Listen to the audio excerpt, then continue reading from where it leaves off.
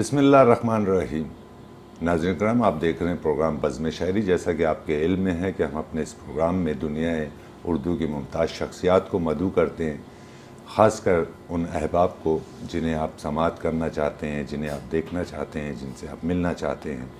اسی طرح آج ہماری بزم میں نوجوان نسل کے ایک نمائندہ شاعر موجود ہیں، خوبصورت کلام کہتے ہیں، ہمارے دوست ہیں، بہت اچھے دوست ہیں، بہت اچھا کلام کہتے ہیں۔ 1995 سے شاعری کا آغاز کیا۔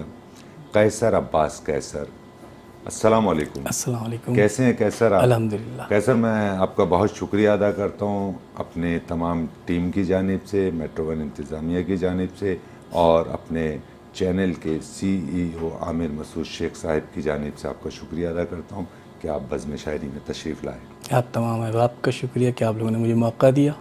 بہت شکریہ۔ اب قیصر، ہم نے یہ دیکھا مشاعروں میں اور دیگر ادبی تقریبات میں، اور ہم گفتگو کا جو ہے باقاعدہ آغاز کر ہی چکے ہیں غالباً، اور درمیان میں آپ کا کلام بھی سماعت کرتے رہیں گے۔ آپ کے ہزاروں لاکھوں جو سننے والے ہیں، جو آپ کا کلام پسند کرتے ہیں، وہ آپ کا کلام بھی سننا چاہیں گے۔ تو تھوڑا سا ہمارے ناظرین کو اور اپنے چاہنے والوں کو اپنے ادبی زندگی کے تعلق سے کچھ بتائیے کہ ادب کی جانب کس طرح آنا ہوا۔ جی، میرا تعلق ایک ادبی گھرانے سے ہی ہے، جی، اور مذہبی گھرانے سے۔ میرے بڑے بھائی مولانا فیروز عباس صاحب، چھوٹا بھائی میرا علامہ قاصد مہدی صاحب، یہ لوگ، اور پھر میرے والدین، میری والدہ خود ذاکرہ اہل بیت تھی، میرے والد ماں خان تھے۔ تو ہمارے گھر میں اس حساب سے خاندانی تک کہتے ہیں علمیت کے اعتبار سے ایک ذخیرہ تھا بہت اچھے کتابوں کا۔ جب میں نے آنکھ کھولی تو میرے ارد گرد، چونکہ والدہ بھی ذاکری سے تعلق رکھتی تھی، والد بھی میرے تعلق رکھتے تھے، بھائی کی تربیت ہو رہی تھی، تو ہمارے گھر میں کتابوں کے انبار تھے۔ میں نے کتابوں کے انبار میں آنکھ کھولی۔ بہت ہی اس کے بعد چونکہ پڑھائی لکھائی اور تقریبات ادبی، ان میں آنا جانا رہتا تھا، بزرگوں کو سنتا تھا، تو شوق پیدا ہوا کہ میں بھی لکھ سکتا ہوں۔ اچھا، گڈ۔ تو اچانک ہی 1 دسمبر 1995 کا دور تھا، میں میٹرک کر چکا تھا۔ اچھا، میں نے کلام لکھا۔ لکھنے کے بعد میں نے اپنے محلے میں ہمارے ایک شاعر تھے، ان کو دکھایا، انہوں نے میری پذیرائی کی۔ اچھا، اس پذیرائی کے بعد میں محفلوں میں جانے لگا، اچھا، اور پھر جب میں نے لکھنا شروع کیا تو میں پابندی سے لکھ باقاعدہ رہا ہوں، آغاز اس کا شروع ہو گیا، ہو گیا، اور وہ آغاز ایسا تھا کہ نہ رکنے والا ابھی آغاز۔ تک۔ ہاں، اور پھر درجہ بدرجہ، اسٹیپ بائی اسٹیپ، ظاہر کلام میں بھی اور علمیت میں بھی اپنے حساب سے، علم کے حساب سے پڑھتا رہا، کرتا رہا، لکھتا رہا۔ پھر لوگوں کی جیسے جیسے پذیرائی ملتی رہی، حوصلہ افزائی لوگ کرتے رہے، تو آج اس مقام پہ ہوں کہ آپ کے سامنے بیٹھا ہوں۔ بہت اچھی بات ہے۔ ناظرین کرام، قیصر عباس قیصر نوجوان نسل کے نمائندہ شاعر ہیں۔ نہ صرف غزلیات، نظمیں وغیرہ، بلکہ ان کا ایک خاص جو لگاؤ ہے، اور وہ ہے رسائی ادب کے تعلق سے۔ ہم اس پر بھی ان سے گفتگو کریں گے اور ان کی گفتگو سے استفادہ کریں گے۔ تو ہم یہ چاہیں گے کہ قیصر چونکہ بزم شاعری میں موجود ہیں، تو ہم ان سے درخواست کریں کہ قیصر کچھ کلام پیش کریں۔ میں عرض کرتا ہوں کہ جس دن سے رشتہ ٹوٹ گیا اعتبار کا، واہ، جس دن سے رشتہ ٹوٹ گیا اعتبار کا، واہ، آیا نہیں ہے لوٹ کے موسم بہار کا۔ کیا کہنے، کیا جس دن سے رشتہ ٹوٹ گیا اعتبار کا، آیا نہیں ہے لوٹ کے موسم بہار کا، تسلیم کر رہا ہوں میں وعدہ خلاف ہوں، واہ، تسلیم کر رہا ہوں میں وعدہ خلاف ہوں، پکا نہیں تھا وہ بھی تو قول و قرار کا۔ بہت اچھے، بہت اچھے، تسلیم کر رہا ہوں میں وعدہ خلاف ہوں، واہ، پکا نہیں تھا وہ بھی تو قول قول و قرار کا۔ واہ، واہ، واہ، واہ، بہت تسلیم کر رہا ہوں میں وعدہ خلاف ہوں، واہ، پکا نہیں تھا وہ بھی تو قول و قرار کا، سنتے تھے لوگ صرف یہاں نفرتوں کے بول، واہ، سنتے تھے لوگ صرف یہاں نفرتوں کے بول، میں نے یہاں پہ گیت سنایا ہے پیار کا، بہت اچھے، بہت اچھے، سنتے تھے لوگ صرف یہاں نفرتوں کے بول، واہ میں نے یہاں پہ گیت سنایا ہے پیار کا، آندھی چلی نہ تیز ہوا کا گزر ہوا، واہ، کس نے دیا بجھا دیا میرے مزار کا، خوب، پیچھا نہیں چھڑا سکا قیصر میں سوگ سے، واہ، پیچھا نہیں چھڑا سکا قیصر میں سوگ سے، سایہ پڑا تھا مجھ پہ کسی سوگوار کا، بہت اچھے، جس بہت دن اچھے، سے رشتہ ٹوٹ گیا اعتبار کا، واہ، آیا نہیں ہے لوٹ کے موسم بہار کا۔ بہت اچھے، بہت اچھے۔ قیصر بہت اچھی غزل آپ نے پیش کی، بہت اچھا کلام پیش کیا۔ قیصر وہ آپ کیا سمجھتے ہیں 1995 میں جب آپ ادب کی جانب، شاعری کی جانب راغب ہوئے تو آپ کے ساتھ اس وقت کچھ اور لوگ بھی تھے اس ایج گروپ کے جو آپ کے ساتھ چلے ہوں اور آج آپ کے ساتھ ہی موجود ہوں؟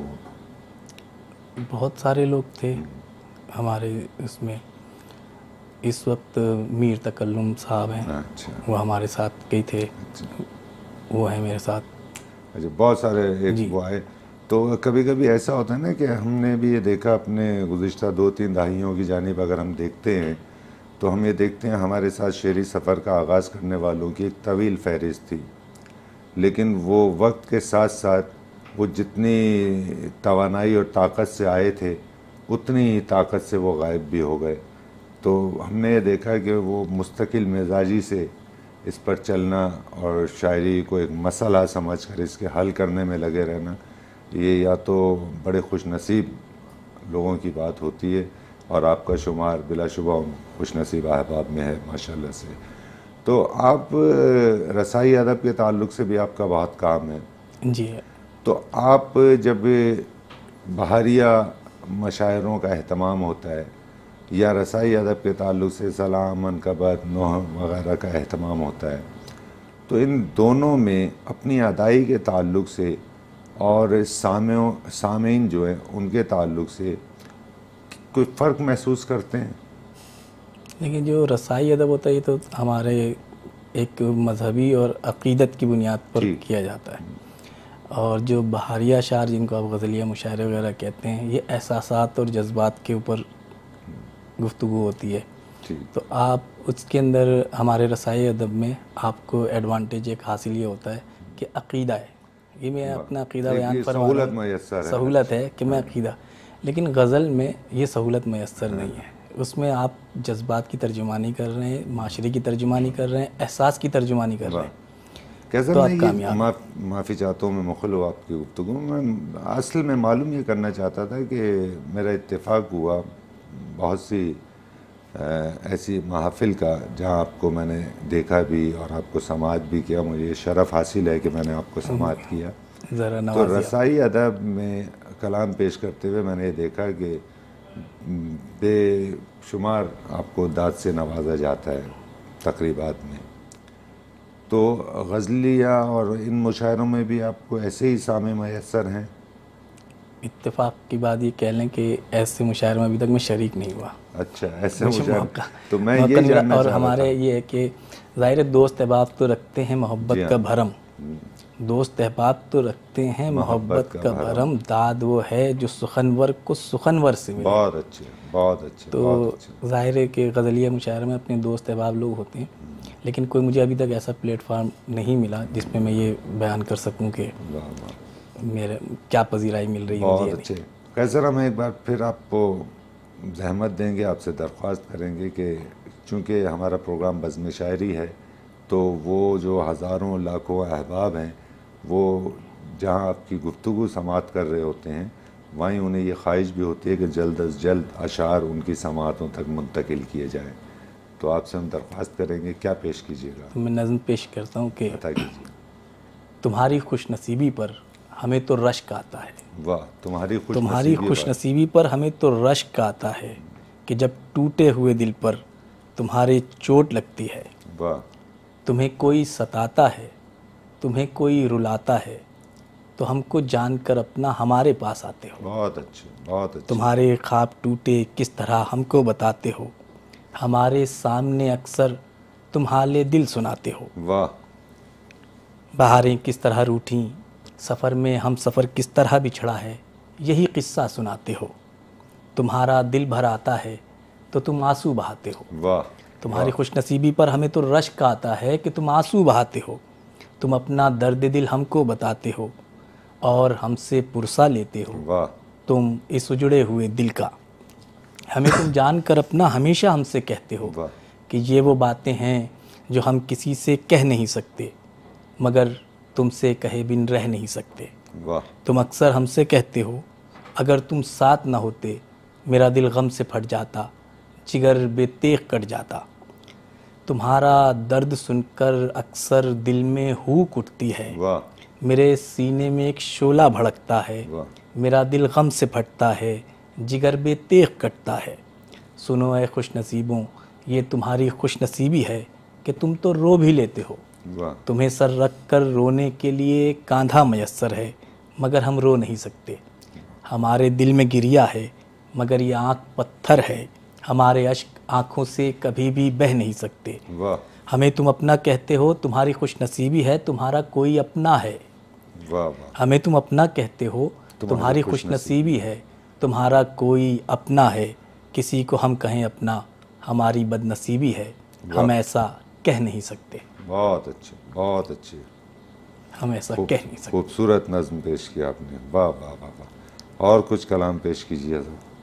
اسی نظم کے حوالے سے آپ کو پیش کرتا ہوں کہ اس دنیا میں رہنے والے اس دنیا میں رہنے والے اس دنیا میں بسنے والے واہ. اس دنیا کو چھوڑ کے ایک دن ملک عدم بھی جاتے ہیں. واہ. انسان کی یہ مجبوری ہے انسان کو جانا پڑتا ہے. یہ بار جدائی انسان کو ایک بار اٹھانا پڑتا ہے. واہ. یہ وار بہت ہی گہرا ہے یہ وار تو کھانا پڑتا ہے. واہ واہ واہ. یہ وار بہت ہی گہرا ہے یہ وار تو کھانا پڑتا ہے. انسان کی یہ مجبوری ہے انسان یہاں پر بے بس ہے. دیکھو میری بات سنو تم مجھ پر ایسا وقت جب آئے روح و بدن کا رشتہ ٹوٹے واہ. دل کی دھڑکن بند ہو جائے. تم لاکھ مجھے آوازیں دو اور میری آواز نہ آئے. تم لاکھ مجھے آوازیں دو اور میری آواز نہ آئے. اس ساتھ یہ کوشش کرنا کوشش تو کر سکتی ہو. دیکھو شور و شین نہ کرنا میری لاش پہ بین نہ کرنا. بہت اچھے بہت دیکھو شور و شین نہ کرنا میری لاش پہ بین نہ کرنا. بہت اچھے بہت اچھے. اچھا کیسر یہ بتائیے کہ چونکہ آپ تواتر سے رسائی ادب پر بھی کام کرتے ہیں تو ان دونوں معاملات میں کوئی ایسا نہیں ہوتا ہے کہ کبھی اس کے استعارے آپ کی غزلوں میں آئیں اور غزلوں کے استعارے وہاں آئیں یا تشبیہات وغیرہ میں یا موضوعات وغیرہ میں. جیسے یہ نظم ہم نے ابھی سماعت کی تو اس میں ہمیں خاص طور سے وہ دکھائی دیا کہ تیغ کا استعمال اور اسی طرح سے جی تو کہ بالکل ایسے ہی ہوتا ہے. ایسے ہی ایک ہوتا ہے. ہاں کیونکہ ایک آپ کی فکر ہے ایک سوچ ہے آپ اس کے اوپر چلتے ہیں آپ کی لفظیات ہیں اس انحصار میں رہتے ہیں آپ تو کنٹینیوٹی آ جاتی ہے اس کے آ اندر. جاتی ہے. اچھا کیسر یہ بتائیے کہ اس وقت ادب کی موجودہ صورتحال پر اگر بات کی جائے تو اسے آپ کیسا محسوس کرتے ہیں؟ ادب کی موجودہ صورتحال ہر دور میں معاشرے کے اور حالات کے حساب سے شاعری ہوتی ہے. تو آج کل کے جس حساب سے جو دور چل رہا ہے جو تعلیمات چل رہی ہیں اس حساب سے کام ہو رہا ہے. بات یہ جی جی معاف کیجیے جی بات یہ ہے کہ ہم اپنے پچھلے ادوار سے کیا لے رہے ہیں اور آگے ہمیں کیا دینا ہے. یہاں پہ شاید کوئی گیپ محسوس میں کرتا ہوں لیکن شاعر جو ہے وہ چونکہ تلمیذ الرحمن ہے کہیں نہ کہیں سے خود ہی پیدا ہو جاتا ہے وہ تو وہ جو اپنے اجداد کا ورثہ لے کے چل رہا ہے نا وہ ورثہ تو چند ہی ایک کو یعنی ایک آپ جو دیکھتے ہیں لشکر دیکھتے ہیں نا اس لشکر میں کوئی ایک آدھ آدمی ہوتا ہے بالکل جو کنٹینیو ہوتا ہے جو اپنا ورثہ لے کے چل رہا ہے. اب اس کے اوپر ہم گفتگو نہیں کر سکتے کہ اس وقت کی صورتحال میں ہم اس کو اچھا کہیں برا کہیں یہ کیا کہہ سکتے ہیں. بالکل ٹھیک ہے. اچھا اگر میں اسی سوال کو تھوڑا سا اسے تبدیل کرتے ہوئے یہ جاننا چاہوں کہ جس طرح سے ہم نے سنا ہے ادب میں گروپ بندیوں کا معاملات بہت زیادہ ہے خاص طور سے شعری دنیا میں تو آپ کی راہ میں کبھی ایسی مشکلات آپ کو اس کا سامنا کرنا پڑا ہے، ان مشکلات کا، یا آپ خود کسی گروپ کا حصہ ہیں، یا آپ کس طرح سے دیکھتے ہیں؟ میں سمجھتا ہوں کہ جو شاعر ہوتا ہے اس کو صرف اپنے فن سے پیار ہوتا ہے، اپنے الفاظ سے پیار ہوتا ہے، اور وہ اپنی جگہ خود بناتا ہے۔ واہ، سہارے تلاش کرنا شاعر کا کام نہیں ہے۔ شاعر کا کام۔ شاعر کا جو شعر ہے وہ خود دل میں اترتا ہے اور دل میں اتر کے اپنی جگہ بناتا ہے۔ اگر آپ کے قلم میں، آپ کے الفاظ میں وہ طاقت ہے تو ضرور آپ جگہ بنا لیں گے اپنی۔ بہت اچھے۔ آپ کسی گروپ کا حصہ بن کے بھی اپنی جگہ نہیں بنا سکتے، بس صرف یہ ہے کہ آپ جو ہے فوکس میں آ جائیں گے کہ آپ ہیں کچھ، لیکن اپنی جگہ بنانے کے لیے آپ کو سچائی کے ساتھ، لفظوں کے ساتھ ایمانداری دکھانی پڑے گی۔ بہت اچھی بات ہے۔ ناظرین کرام، قیصر عباس قیصر فرما رہے تھے کہ شاعر کو سہارے تلاش نہیں کرنا چاہیے، شاعری سہاروں کی بنیاد پر نہیں ہوتی، فرما رہے تھے قیصر عباس۔ قیصر عباس ہماری بزم میں موجود ہیں۔ اس وقت ہم ایک وقفے پر جا رہے ہیں، وقفے سے دوبارہ حاضر ہو کر سلسلہ گفتگو کا یہیں سے دراز کریں گے۔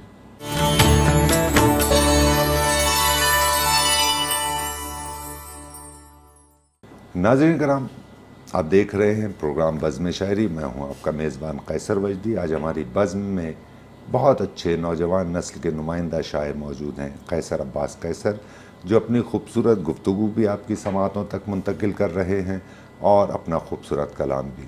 ہم وقفے سے حاضر ہو چکے ہیں، قیصر عباس قیصر سے وہیں سے سلسلہ جوڑتے ہیں گفتگو کا جہاں سے منقطع ہوا تھا۔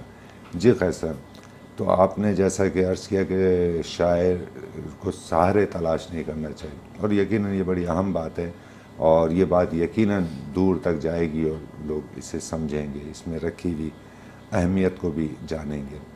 قیصر، کلام کی آپ سے پھر درخواست کریں گے۔ رومانوی غزل پیش جی کرتا ہوں جی کہ ضرور۔ میں تم سے محبت کرتا ہوں، واہ، تم مجھ سے سیاست کرتی ہو۔ بہت اچھے۔ میں تم سے محبت کرتا ہوں، تم مجھ سے سیاست کرتی میں ہو۔ تم سے محبت کرتا ہوں، واہ، تم مجھ سے سیاست کرتی ہو، قرآن کو لے کر ہاتھوں میں گیتا کی تلاوت کرتی ہو۔ وحدت اچھے۔ سے ہمیشہ دنیا نے واہ ایسا ہی رویہ رکھا ہے، واہ پڑھتی ہو میرا کلمہ لیکن واہ، غیروں کی عبادت کرتی ہو۔ بہت اچھے، بہت اچھے۔ تم کتنی منافق لڑکی ہو، کچھ نسبت کا احساس کرو، منسوب حرم سے ہو کر بھی آذر کی حمایت کرتی ہو۔ بہت اچھے، بہت اچھے۔ ہم دیکھ چکے، پہچان چکے، اب اور کوئی تعویل نہ دو، واہ، پردے میں شرافت کے تم بھی ہر گام شرارت کرتی ہو۔ بہت اچھے۔ پردے میں شرافت کے تم بھی ہر گام شرارت کرتی ہو، میں تم سے محبت کرتا ہوں، تم مجھ سے سیاست کرتی ہو۔ واہ، بہت اچھے۔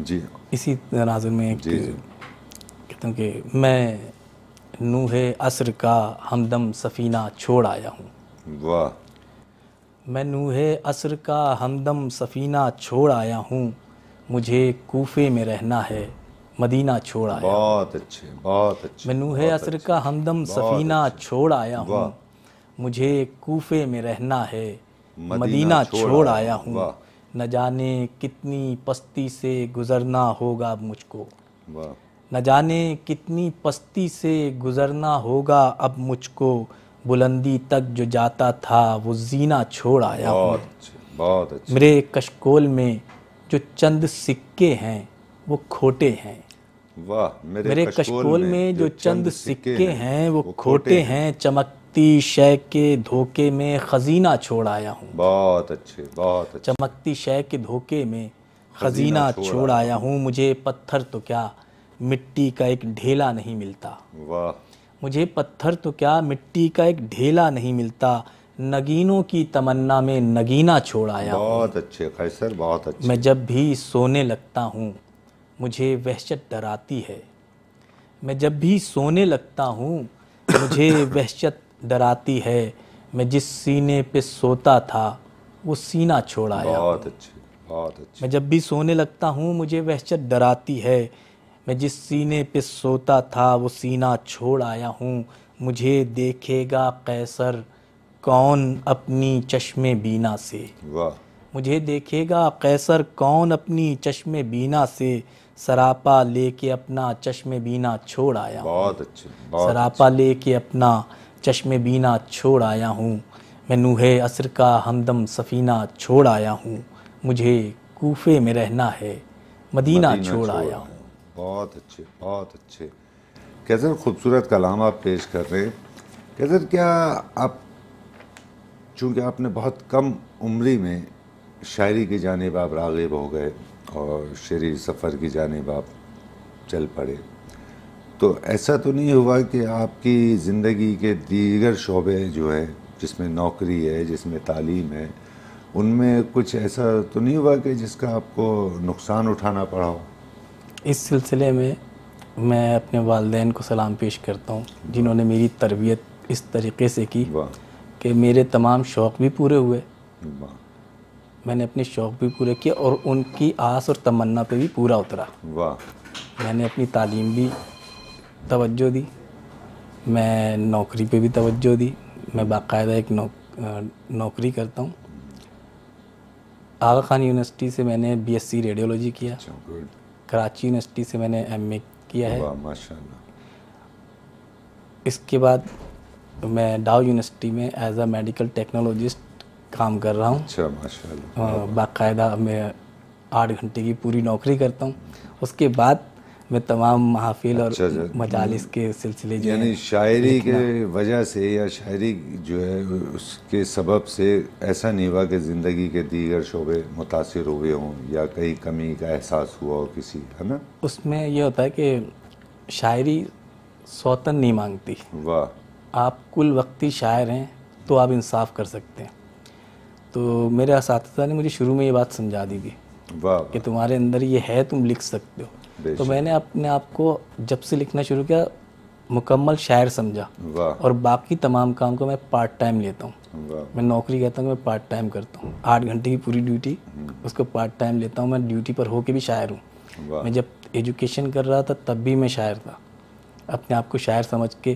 تو اندرونی طور پہ انسان کی کیفیات ہوتی ہیں. اگر میں اپنے آپ کو اندرونی طور پہ کیفیت سمجھتا ہوں کہ میں ایک شاعر ہوں اور اس کے ساتھ میں تمام کام کر لیتا ہوں تو مجھے کوئی پرابلم نہیں آتی. بہت اچھی بات ہے.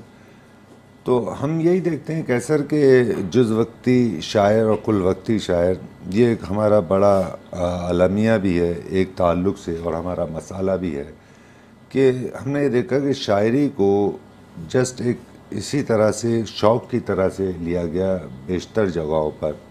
یعنی جس طرح سے آپ کو کبوتر پالنے کا شوق ہے یا جس طرح سے آپ کو طوطا مینا پالنے کا شوق ہے، تو بیشتر شعراء نے اسے بالکل اسی طرح شوق کے اس سے لیا. لیکن جو آپ نے اشارہ جس جانب کیا کل وقتی شاعر کا، تو اس تیز رفتار دور میں کل وقتی شعراء کا ہونا یقیناً یہ ایک بہت بڑا معجزے کی بات ہے. اور نہ صرف ایسا ہے کہ وہ کل وقتی شاعر ہے بلکہ وہ شاعری سے بھی انصاف کر رہا ہے، اور وہ شاعری ہی سے انصاف کر سکتا ہے کل وقتی شاعر، ہے نا؟ اور آپ ایسا کر رہے ہیں اور یہ بڑی اچھی بات ہے. لیکن میں یہ سمجھتا ہوں کہ یہ تو میرا سفر ہے. جی ہاں. اب میں نے سفر اسٹارٹ کیا، راستے میں دریا، جنگل، پہاڑ یہ سب آئیں گے. اس کے بعد مجھے منزل پہ جانا ہے. شاعری زندہ رہتی ہے مرنے کے بعد، ٹھیک، کاغذ کے اوپر. تو آپ شاعر ہیں. اگر آپ کی شاعری آپ کے ساتھ ہی دفن ہو جاتی ہے تو آپ نے اپنا وقت کا ضیاع کیا. بالکل ٹھیک ہے. اچھا قیصر، پھر ہم یہ بات چونکہ بارہا سنتے چلے آ رہے ہیں جب سے ہم نے ادبی جانب اپنے قدم بڑھائے اور شعری جانب ہم آئے، تو ہم یہی دیکھتے آئے اور سنتے آئے کہ اصل میں شاعری جو ہے وہ تو ڈسکور ہوتی ہے آپ کے انتقال کے بعد، جو ہم نے سنا. اور اس کی مثال پھر غالب کے تعلق سے بھی دے دی جاتی ہے کہ ان کے شاگرد انہوں نے ڈسکور کیا اور اردو کا سارا کلام لایا. ایسا نہیں ہے کہ غالب اپنے عہد میں زندہ نہیں تھے، لیکن ہم قیصر یہ دیکھتے ہیں کہ ہم نے اپنے عہد میں بھی دیکھا کہ بہت سارے اہم شعراء تھے. یعنی جان بھائی تھے، فراز صاحب تھے، تو انہیں زندگی میں بھی چاہا گیا، زندگی میں بھی ان کی شاعری کو سراہا گیا، پسند کیا گیا. اور انتقال کے بعد آپ کے سامنے ہے ساری کنڈیشن کہ آج بھی پسند کیا جا رہا ہے. تو کیا ایسا تو نہیں ہے کہ اچھی شاعری کا فیصلہ آپ کی زندگی ہی میں ہو جاتا ہے؟ اگر آپ کی آواز مضبوط ہے اور آپ اپنی عوام کی سماعت کو متوجہ کر سکتے ہیں تو آپ اپنی زندگی میں بھی کر رہے ہیں وہ کام. ٹھیک ہے. لیکن ایک بات کو وہ کیا کہنا چاہیے کہ بیس بنا لینا اور اس کا اوپر اس کی چادر اپنے اوپر اوڑھ لینا کہ مجھے پذیرائی نہیں مل رہی، تو آدمی کو چاہیے کہ اپنی آواز کو مضبوط بنائے. اور سفر چل رہا ہے آپ کا، آپ اپنے سفر میں چل رہے ہیں تو اس کو منزل نہیں سمجھنا چاہیے. ٹھیک. آگے جا کے آپ کا کوئی بہترین سامع موجود ہوگا. بالکل. تو میرا خیال یہ کہ بجائے شکوہ کرنے کے اپنے کام پہ توجہ دے کے اپنے منزل کی طرف قدم بڑھانا چاہیے. بالکل آپ نے بجا فرمایا. اور اصل میں تو قیصر شاعر کا مسئلہ یہ غالباً نہیں ہونا چاہیے کہ اس کی پذیرائی ہو رہی ہے یا نہیں ہو رہی، یا اس کے چاہنے والے ہیں یا نہیں ہیں. اور دراصل ہم نے ایک چیز اور دیکھی قیصر کہ یہ جو ایک ٹاپک کہہ لیجئے، ایک موضوع کہہ لیجئے، اس پر بہت سی جگہوں پر گفتگو بھی ہوئی کہ یہ جو مشاعروں کا اہتمام ہو رہا ہے، اور ہمیشہ سے ہوتا ہے مشاعروں کا اہتمام، لیکن ہمیشہ سے ایسا نہیں تھا کہ آپ شعراء کو تقسیم کرتے تھے خانوں میں. اب موجودہ عہد میں ایسا ہو رہا ہے کہ یار یہ فلاں شاعر جو ہیں یہ مشاعروں کے ہیں، اور یہ فلاں شاعر جو ہیں یہ کاغذ کے ہیں، یعنی کتاب کے شاعر ہیں. تو مجھے یہ بات بالکل واضح طور پر سمجھ میں نہیں آتی ہے. ہم تو یہ سمجھتے ہیں کہ شاعر شاعر ہوتا ہے. آپ اس بارے میں کیا کہتے ہیں؟ میں بھی اس بارے میں یہی رائے رکھتا ہوں کہ شاعر شاعر ہوتا ہے، پرفارمنس کرنے والا وہ پرفارمر ہوتا ہے. ٹھیک ہے. اگر میں اپنی پرفارمنس کے ذریعے آڈینس کو اپنی طرف متوجہ کروں تو میں ایک پرفارمر ہوں. ٹھیک ہے. شعر تو وہی ہے جو کاغذ پہ زندہ ہے. ٹھیک ہے. تو ہمارے یہاں ایک تہذیبی روایت جو بزرگوں کی چل رہی ہے، اگر ہم اس پہ چلتے رہیں تو ہم کامیاب ہیں. بالکل بجا فرما رہے ہیں، لیکن یہ بڑا مشکل ہو گیا. لیکن مشکل امر یہی ہو گیا کہ ہر آدمی کو جلدی ہے. بالکل ایسی شہرت کی تمنا، آرزو، اس کی وجہ سے آدمی جو ہے نا تباہ ہو رہا ہے. اچھا قیصر، پھر ہم یہ بھی دیکھ سکتے ہیں کہ مثال کے طور پر گلیوں میں لوگ کرکٹ کھیل رہے ہوتے ہیں اور ان کی خواہش ہوتی ہے کہ وہ پاکستان کی ٹیم میں شامل ہوں. ہم اسی طرح ہاکی کے پلیئرز کو دیکھتے ہیں، وہ گلیوں میں کھیل رہے ہوتے ہیں اور وہ چاہتے ہیں ہم منظر پر آئیں اور لوگ ہمیں سراہیں. تو اگر شاعر یہ چاہتا ہے تو اس میں کوئی مذائقہ نہیں ہے. اگر شاعر یہ چاہتا ہے کہ اس کی پذیرائی ہو، اور وہ اس کا حق ہے نا، میرا یہ خیال ہے کہ اس کا حق ہے. لیکن اصل میں معاملہ جو اب موجودہ دور میں ہم بگڑتے ہوئے دیکھتے ہیں وہ یہ دیکھتے ہیں کہ اسٹیج پر ایک بہت نمایاں تبدیلی آ چکی ہے. اور اسٹیج پر آنے والے وہ جو ہمارے سینئر شعراء، اللہ تعالیٰ انہیں ہمارے سروں پر سلامت رکھیں، کہ وہ جو سینئر شعراء یعنی آپ مسند نشین ہوا کرتے تھے، تو اب وہ 50 سال پہلے والا معاملہ نہیں ہے. اب آپ کے پاس نوجوان لوگ ہیں، وہ سماعت کرنا چاہتے ہیں. میں نے بے شمار مشاعروں میں دیکھا، بلکہ میں نے تو یہ ایک جگہ کہا بھی کہ آپ اپنے سینئر شعراء کو ضرور اسٹیج پر مدعو کریں اور انہیں آپ جو ہے یعنی سرپرست مشاعرہ کی حیثیت سے مدعو کیجیے، نہ کہ آپ صدارت ان سے کروائیں. آپ صدارت آپ کو یہ چاہیے کہ ہر 20 سال بعد ایک تبدیلی لائیں. یعنی ہمارے سامنے عہد میں ہم نے دیکھا کہ لیاقت علی عاصم انتقال کر گئے، لیکن ہم نے دیکھا انہیں صدارتیں کہیں انہیں مدعو نہیں کیا گیا. اسی طرح موجودہ عہد میں آپ کے جاوید صبا، آپ کے احمد نوید، آپ کے سہیل احمد، آپ کے حکیم ناصف، آپ کے ڈاکٹر ندیم، مطلب ایک پوری کھیپ ہے. تو کیا ان کا حق نہیں ہے مسند صدارت پر یہ بیٹھیں اور ان کے ہم عصر انہیں سماعت کریں؟ اس تعلق آپ اس بات کو کس نظر سے دیکھتے ہیں؟ یہ ایک تہذیب کی بات ہے، اور جینین آدمی جو ہوتا ہے وہ جینین ہوتا ہے. وہ ہمیشہ میرا ذاتی خیال یہ ہے، ضروری نہیں کہ آپ اس سے اتفاق کریں کہ یہ جو حضرات کے آپ نے نام لیا ایک جینین لوگ ہیں.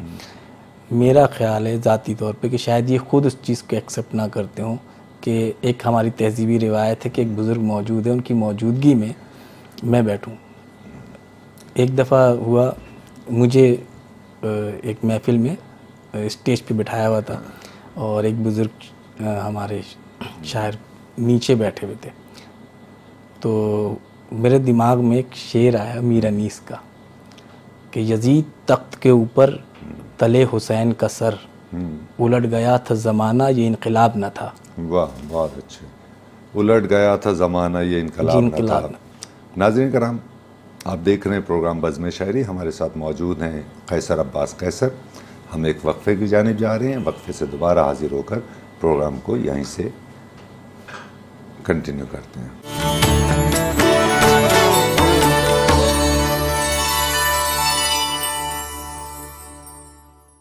ناظرین کرام، آپ دیکھ رہے ہیں پروگرام بزم شاعری. میں ہوں آپ کا میزبان قیصر وجدی.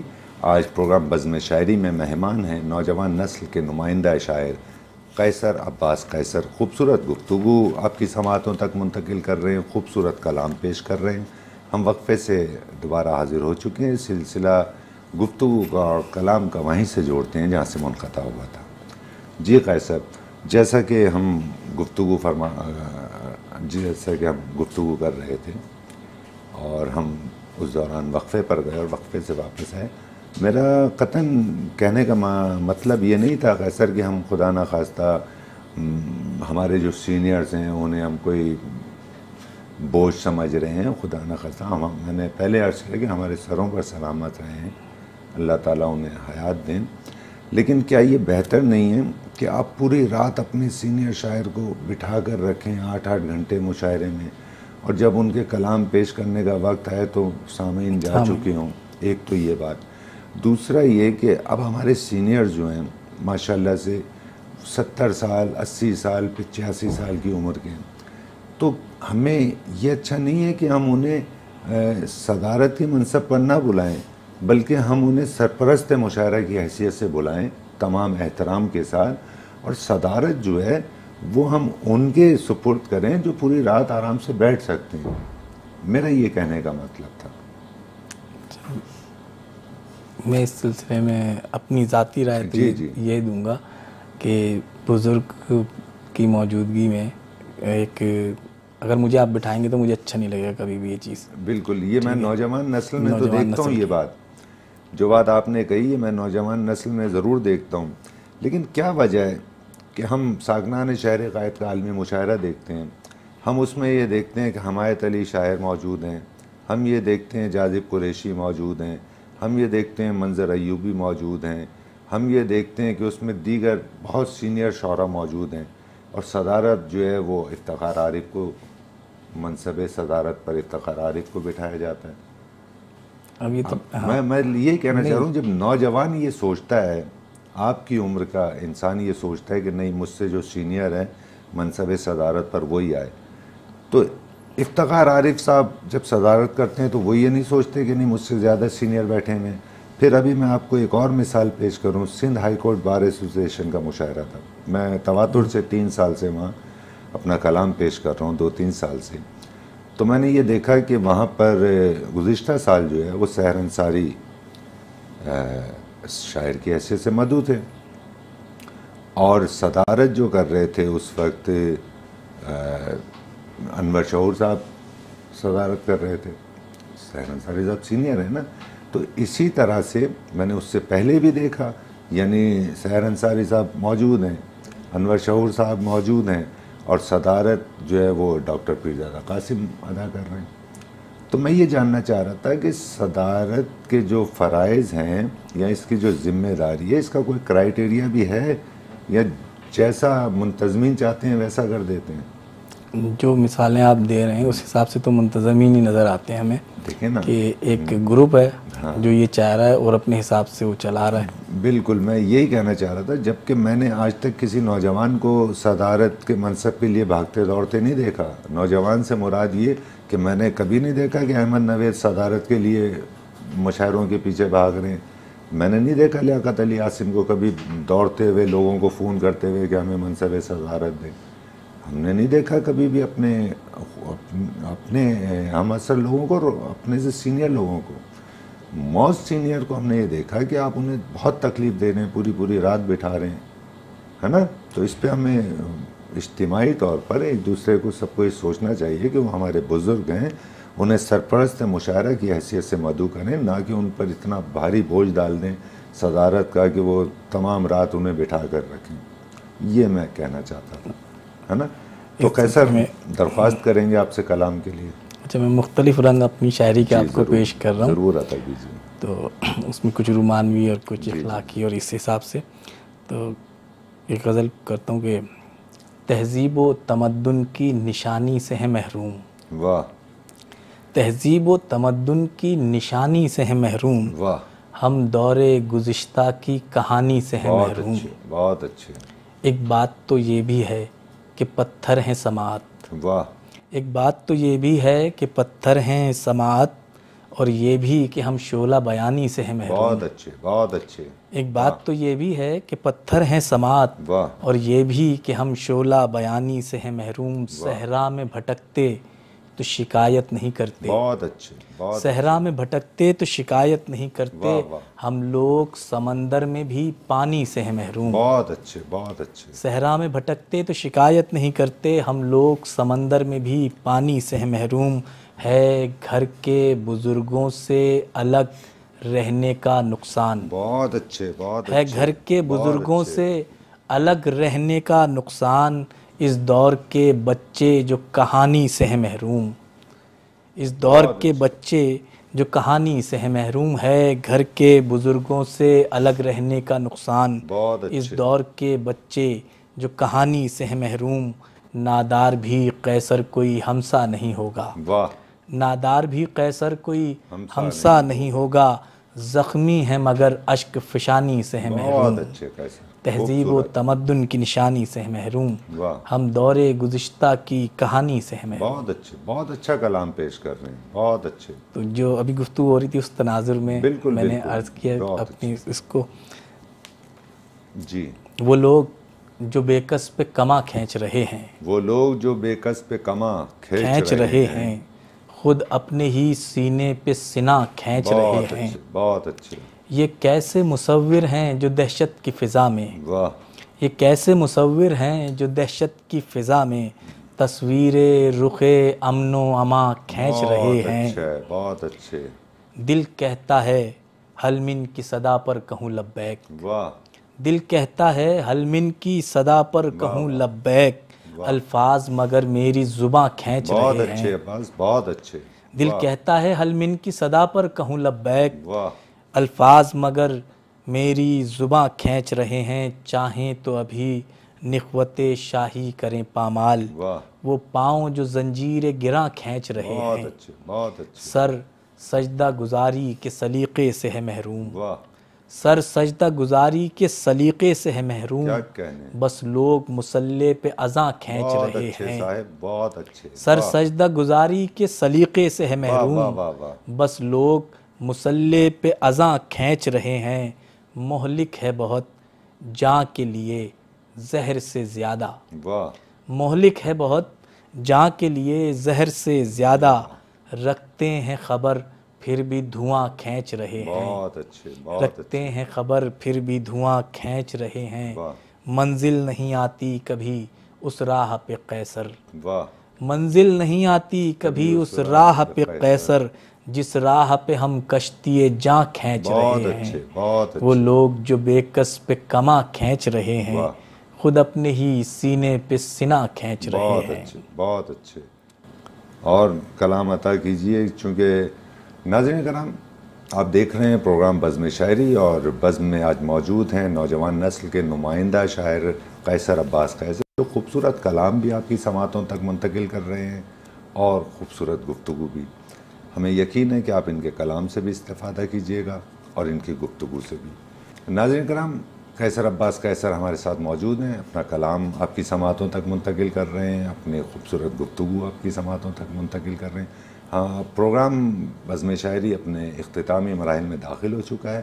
ہم قیصر عباس قیصر سے ایک بار پھر درخواست کرتے ہیں کہ وہ کچھ کلام اور ہماری سماعتوں تک، آپ کی سماعتوں تک منتقل کریں۔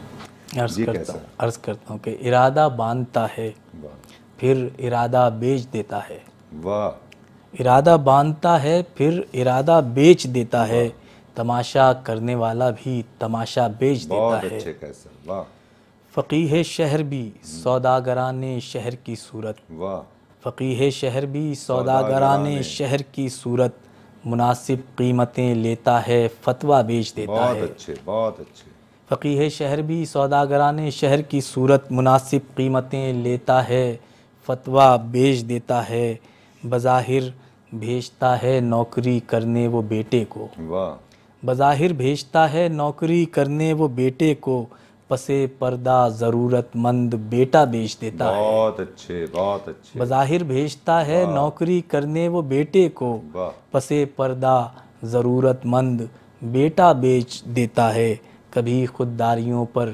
آنچ وہ آنے نہیں دیتا، واہ، کبھی خودداریوں پر آنچ وہ آنے نہیں دیتا، غریبی منہ چڑھاتی ہے تو گردہ بیچ دیتا ہے۔ بہت اچھے، بہت ہمیں معلوم ہے قیصر کہ اس دنیا میں ملتی ہے، واہ، ہمیں معلوم ہے قیصر کہ اس دنیا میں ملتی ہے، اسے آسائش دنیا جو سجدہ بیچ واہ، دیتا واہ، ہے۔ جو سجدہ بیچ دیتا ہے، واہ واہ، ہمیں معلوم ہے قیصر کہ اس دنیا میں ملتی ہے، اسے آسائش دنیا جو سجدہ بیچ دیتا ہے، ارادہ باندھتا ہے پھر ارادہ بیچ دیتا ہے، واہ، تماشا کرنے والا بھی تماشا بیچ دیتا ہے۔ بہت اچھے، بہت اچھے قیصر، بہت شکریہ، آپ بزم میں تشریف لائے، آپ نے خوبصورت کلام پیش کیا، خوبصورت گفتگو فرمائی آپ نے، اور پروگرام اپنے اختتام کو پہنچتا ہے۔ آپ اجازت دیجئے میں ناظرین کو بھی یہ بات بتا دوں، ہے نا؟ تو ناظرین کرام، بزم شاعری اپنے اختتام کو پہنچا، اپنے میزبان قیصر وجدی کو اجازت دیجیے، آئندہ ایک نئے مہمان کے ساتھ آپ کی خدمت میں حاضر ہوں گے۔ اللہ حافظ۔